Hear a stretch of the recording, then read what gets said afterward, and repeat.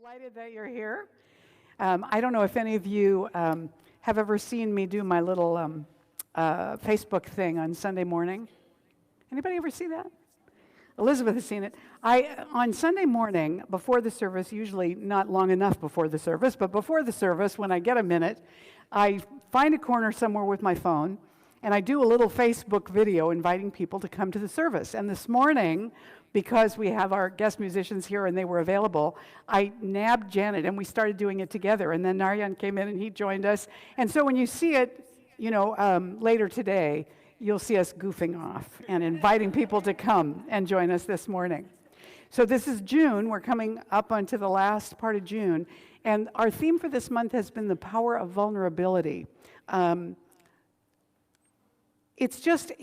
It is such a human necessity that I'll speak for myself, that I always approach with fear and trembling a little bit when I know I'm entering into vulnerability and I'm walking into it and I'm choosing it. Anybody else relate to that? There was a sense of sort of shakiness and, even if I feel like it really needs to be done, I'm a little nervous about it. Now, about 99% of the time, whatever it was that I was worried about has caused me much more anguish than the actual conversation or event, and the result turns out far better than what I was worried about. Can anybody else relate to that? So I want to talk this morning about the safety illusion. And you can see that our altar this morning is designed for safety, right? And the rose at the center is the heart that's being protected by caution. This is a Mary Cosgrove creation. Where's Mary? There she is, yeah. It's just great with the safety cones and everything else because, we make so many decisions and intentions, consciously and unconsciously in our lives, to protect, to keep us safe. And you won't be able to read this very well because I didn't get a chance to make it darker. This is a ship. Ships rest at anchor or in harbor, and what this says is a ship is safe in harbor, but that is not what ships are built for. That is not what ships are built for. They're built for the risk, and so are we. So I want to share a little story with you. This comes from Yellowstone National Park. It says, I was at Yellowstone National Park where visitors are frequently warned not to get too close to park wildlife, especially bison, because serious injuries could result from an attack by the large animals. And near one of the geysers frequented by both bison and tourists, I overheard a tour guide discussing safety. And this is what he said. Now let's walk through what you should do if a bison attack looks imminent, he told the crowd, capturing their undivided attention. Right. The first thing to do is form a circle, standing as close together as you can. Make sure you are shoulder to shoulder with the people next to you, keeping your back toward the center of the circle. The tourists were clinging to his every word as he continued. Most of all, and this part is very important, whatever happens, always make sure that I am in the center of the circle. When I was a child, I lived in an apartment complex and they were all 2 stories, many, many little buildings. It was like old military wherry housing is what it was like. And we lived upstairs, and there was a banister, a wooden, polished banister. And I always got downstairs by means of that banister. And so did every other kid that I knew. And we were always getting warned by people, don't do that, it's dangerous and everything else. And we did it anyway. And every once in a rare while, some kid would fall off and break their arm. And, their mom or dad would be like, well, yeah, you could fall. Now we're going to go get you a cast. You had an accident. Okay, onward. But you know how things have developed over the years where we get more and more careful and we get more and more involved in protection and making sure things are safe. So eventually, they put little rubber buttons. They screwed them into the banister every so often all the way down to protect us so that we wouldn't do that. Do you know if you really want to, you can find a way to slide down a banister with those buttons, and we did. Here's the thing, when we feel like we're not safe, we do all sorts of things externally and internally to try and increase our experience or our perception of being safe. We try to protect, and now, of course, because society's become more litigious and people sue more, also everybody's more careful about things where they might be accused of being careless, so they try to think ahead and plan for all of that as well. And I'm not saying that we don't need to take those things into consideration, but also that I think we need to be aware that life contains risks, that complete physical safety or emotional safety or mental safety for that matter, complete safety really is an illusion. And all the stuff that we do to make ourselves feel safer is just to soothe the part of us that worries. It can't actually anticipate disasters or other things that happen to us out of the blue as completely as we would hope that it could. And I think that that's good. I think that the illusion of safety is helpful because it allows us to do all the things that we want to do in our lives and not worry so much. So setting up things that help us feel more secure is great. At the same time, there is a different kind of safety. And it's important for us to know that, because when we feel like we're not safe, emotionally, for example, then we start to be defended or defensive, or we go on the attack as aggressors if we feel like we're not safe. Or we may freeze and play dead. I used to have a toad that lived in my yard when I lived in Roanoke Park many years ago. And I would come home from teaching class at night and I would see this toad sitting on the sidewalk that went up to my front porch. And as soon as I appeared, this toad would be like, I'm not here, and if I am here, I'm not alive, I'm not interesting, you don't see me. Tertullian, who was a Christian theologian and scholar way, way, way back, said fear is the foundation of safety. Now, there's two ways to look at that. One is that fear causes us to think about what we need to do to take safety measures. The other is that fear provokes a need to defend that may or may not be present. Are you with me so far? Yeah? When my grandson just turned 12 a few days ago, but when he was a little guy, he was not as steady on his feet necessarily as I might have liked for him to be when he was about 2 years old. And we were up there visiting, and we took him to the park.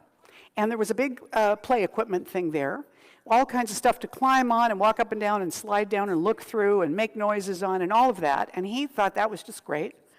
So he was over there walking up and down these things. And I was being the spotter, kind of following him and just making sure, because there were other kids there who were barely older than he was, who were tearing around, and I thought very easily somebody could elbow him and he'd be off in the sawdust before you could say boo. So I was being very mindful of his safety. Now, this is a picture Amanda took of us on the going up one of these stair things, and I don't know if you can see it, but he has his hand out like this toward me, and he did that, and he said, "No, Nana." And what he was saying to me was, "Don't hover. Stop following me around." Now, one of the things about little tiny people is that for the most part, they are fearless when they're really tiny. They feel comfortable in their own bodies and in the world. They've come potentially from an atmosphere where they are immersed in the sense of complete safety and security, always in the infinite. Then they come into bodies, and it takes them a while to learn that a physical body requires certain kinds of care, that emotions can be injured, that our mental state can be challenging. They haven't noticed all that yet, so they feel they are completely safe in the world. And I'm not altogether sure that that point of view about safety isn't real in an infinite sense, and that we, in growing into being informed, have forgotten about that kind of safety. Helen Keller, who as an infant had, I think, scarlet fever, something with a very high fever, and the result was that she was blind and deaf. And it took a number of years before she had a teacher who was able to awaken her to the kind of hand signing language and lip reading and feeling the vibrations in the throat that allowed her to begin to communicate and to understand what was being communicated to her. So she experienced a lot of trauma through those years. And this is what she had to say: security is mostly a superstition. It does not exist in nature, nor do the children of men as a whole experience it. Avoiding danger is no safer in the long run than outright exposure. Life is either a daring adventure or nothing. Now, wow, that seems like something, because she, it seems to me, could have been somebody who really wanted to be insulated and protected from everything that could conceivably hurt her. But she didn't go there. Tacitus, who was a Roman Gaius Cornelius Tacitus, he was a Roman mucky-muck. And he said, "The desire for safety stands against every great and noble enterprise."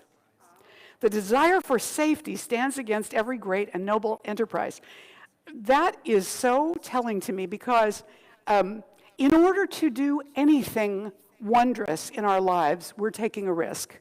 We're always stepping into an unknown place that we don't have complete control over, because we don't have complete information, and also because it's not up to us to run the universe. So our experience of being safe is not altogether what's around us and what happens to us, as much as it is how we take in those things and think about them. In the science of mind, we talk about we believe in the control of conditions through the power of this mind. So I want to clarify that a little bit, because the control of conditions actually, to me, means the control of our own experience of the conditions. In other words, if there's an earthquake and everything around you has crumbled, how you respond to it becomes the important part. Not that you had control over the possibility that there might be an earthquake or that you might be there. Does that make sense? So disasters can occur, challenges can occur globally, locally, in our own families, in our own lives, that are not up to us. I do think, and this is just my opinion, I do think that if we're in the midst of those, that we are there for a reason. Not necessarily because we're there to be the savior or to help everybody else, but because there is something for us in the midst of it. And we have a million chances in life to discover those things, but we are never placed in the wrong place for our own soul's process. So even when it's surprising and not in a good way, there is a reason why we're there that is for us. And we can take it in, or we can, become numb for as long as we need to until we can actually begin to process that, or we can push it away and avoid it for a lifetime, really. We have total choice about that. But I don't think you can be at the wrong place, ever. So, what we do have control over is the way we think about something, or our perspective, or our interpretation of it. And those things are really powerful. I had to step back from my grandson and trust that if he fell, nothing major would hurt him, that God was just as much with him as anybody else up there, and that it was all going to be just fine, and I did not need to hover. But I have to tell you, it required an act of will to remain rooted to the ground and not go follow that little kid around. And, you know, he was fine. He's 12. He's never broken anything. He's never injured anything. He loves to ski, you know? So my protecting him probably, if he had bought into it, would have caused unnecessary fear rather than honoring his own grounding in his safety where he was already. Can you see what I'm saying about this? You know, that I had a perspective of danger that he didn't have. And yes, he hadn't yet learned that a physical body has certain limitations and certain requirements for care. That's true. But also, this desire that no kid ever hurts themselves. Somehow, there has to be a balance between reasonable safety and reasonable risk. At least that's my perspective now. That doesn't mean that if I thought he was in danger, I wouldn't rush to go grab him, even now. But with that said, there is a perspective that we cultivate, an attitude and awareness that we cultivate of recognizing our own safety. Now, I want to say something about that because, in one sense, I'm not talking entirely about our physical safety as human beings or our mental, emotional safety as human beings. I'm talking about safety in a much, much bigger way. So here's the thing. In the science of mind, we teach that God is all there is, that presence is everywhere, all the time, completely conscious and aware of everything always. It has, however, a perspective that is not bound by time or space. So the little tiny span of this lifetime, in the infinite beingness that is the divine, is important but not urgent. So what we are doing as souls, as we live through this lifetime, is gathering and growing as souls. Now, Ernest Holmes believed in the continuity of life after death as individual consciousness, that we would, after death, retain these same personalities and the memories of anything that went before. He didn't believe in reincarnation, but he did believe that we were eternal. So whatever the memories are from before, whatever before means in the infinite, nothing, I guess, but they're present, but not right now, because right now they might get in the way. Afterward, perhaps we access everything. Now, I know not everybody believes it this way, and Ernest Holmes certainly didn't insist that we do.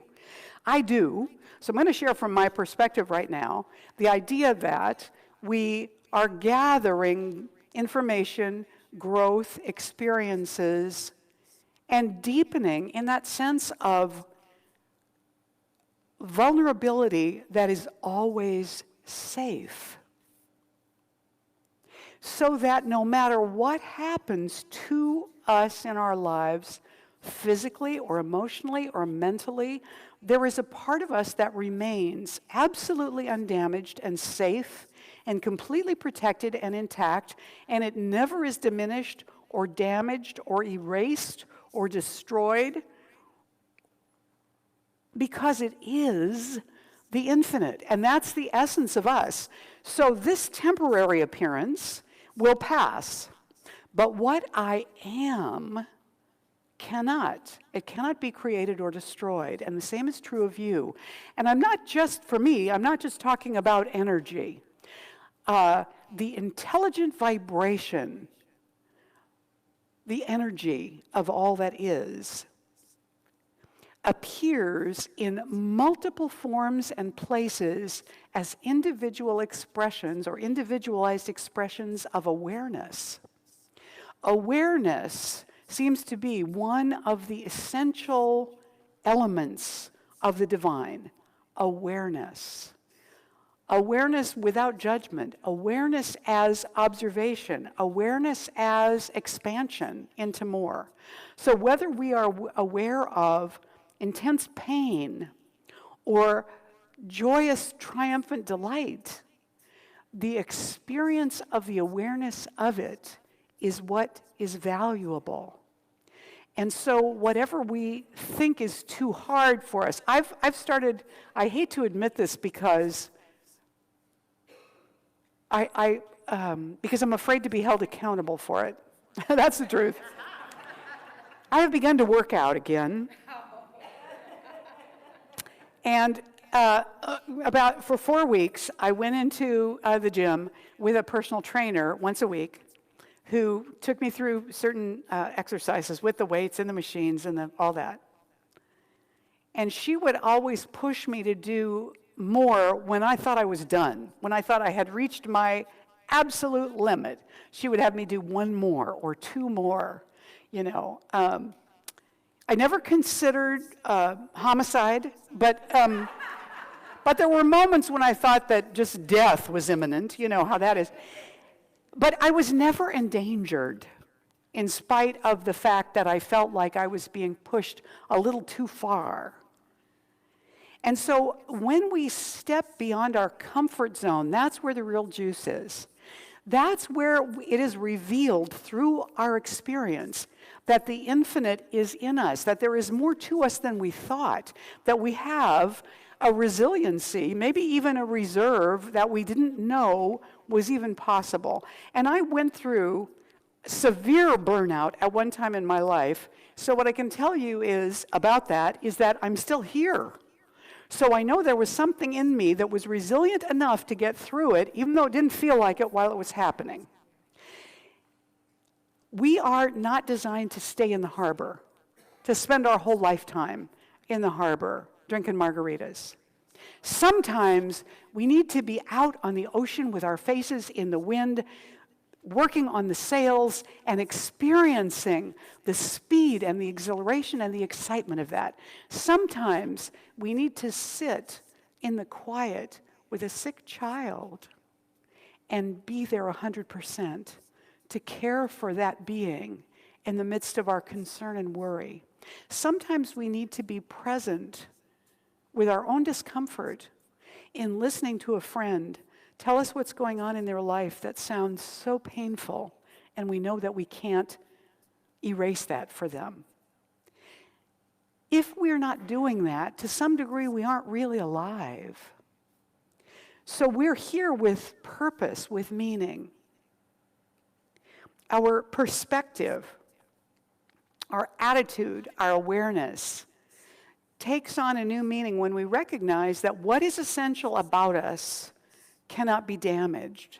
That maybe the safety illusion is about form and its impermanence, but it isn't about essence. Nothing can ever damage your essence. There is nothing outside of you to do it in the first place. And in the second place, it is indelible, unrepeatable, invincible, really. And this is what little kids live from. This is the consciousness they live from. You might say they carry it in with them from heaven. This is what they know of what's real. They have to learn about earth lessons and earth rules. But they're not wrong that there is a part of them that absolutely is that. Perhaps it never leaves, even though we experience that inner intuition and beingness right here too. Perhaps there is part of it that always stays there with the infinite. So we can say to ourselves in the midst of something that scares the socks off us, I, the real I am safe. I am grounded. I am centered. I am balanced. Right where I am, right now, no matter how I feel, no matter what it looks like. See, sometimes we think we're ungrounded, unbalanced, unsafe because that's how we feel. But that is not true of the essence of us. So you can say those things, describing the spiritual truth of you, even when you don't feel like that. And it's not a lie about the ultimate beingness that you are. This is important. Are you getting this? Are you hearing this? Yes? This is important. We are always absolutely, completely safe. Not in all the ways we would want to be as humans in these spacesuits, but in the ultimate. Even if something happens to us and we're squished and we die, we are just fine. You know, I love that story about Ramana Maharshi, and I've told you that before. He's dying, and all his disciples are around him weeping and crying and saying, Baba, please don't leave us. And he sits up at one point and goes, don't be silly. Where could I possibly go? I am, I'm not going anywhere. I'm just trading in this particular vehicle. But don't worry, I haven't gone anywhere. I'm available. So our level of safety is really about awareness and perspective, our interpretation, our attitude toward those things in our lives that get scary to us. I love this little quote from Rumi because it really is about awareness in the present moment. Do you remember when Yoda said he wouldn't teach Luke Skywalker? He said, never his mind on where he is, what he is doing. That's present moment awareness, out of which that Jedi mind power arose. So Rumi says it differently, always in an amusing kind of way. I love Rumi. It says this, a man standing on 2 logs in a river might do all right floating with the current while humming along in the now. Though if one log is tied to a camel who is heading south also along the bank at the same pace, all could still be well with the world, unless the camel thinks he forgot something and abruptly turns upstream. Then, most minds do not live in the present and can stick to a reasonable plan. Most minds abruptly turn and undermine the chance of humming. Being in the present moment opens us up to humming along with life, humming along with each other. And so what we want is to cultivate an awareness of that inherent, intrinsic safety. That doesn't mean that you don't step away from situations where you feel threat coming from, unless you feel confident that you can step toward it in some way. It doesn't mean that we don't need,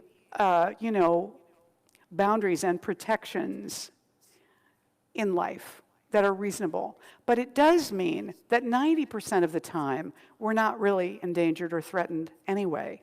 And when we know that, we live our lives with such great joy and freedom. So Science of Mind would say to us that you are safe, you are always safe, you always were safe, you always will be safe. And in Psalms, it says, the Lord is my light and my salvation. Whom shall I fear? The Lord is the stronghold of my life. Of whom shall I be afraid? First of all, there isn't anybody else. I mean, there is, but there isn't. So we're only afraid of ourselves, really, in some way.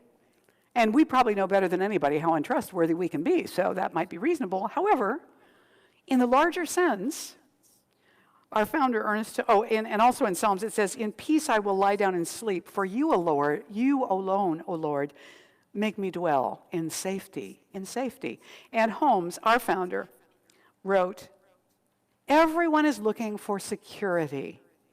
And often we think the word security means that we have enough money to pay the bills. It does certainly include that, but there is a deeper security than that. I believe that everything that exists, he says, is an expression of God, and that is why we are here. There is an inner something in us that belongs to the universe, and we have to get rid of all that inhibits it, any sense of rejection and guilt and insecurity and anxiety. The security I am talking about is the kind that not only warms the heart and makes glad the mind, but also feeds the soul. We belong to God. There is that within us which will last forever. There is no other security. And so, here we are at the ocean's edge. Here we are deciding whether to stay in the harbor or to set out to sea. We are pulling up anchor together. we're going forward as a community into the ocean where anything can happen. So as a conclusion this morning, I'm going to ask you to join me in saying these affirmations that are up on the screen. Let's stand up and do that together. All together. I am safe. The world is friendly. I am love. I am eternal. One more time. I am safe. Feel these words. The world is friendly. I am love. I am eternal. Excellent. Thank you very much. Namaste.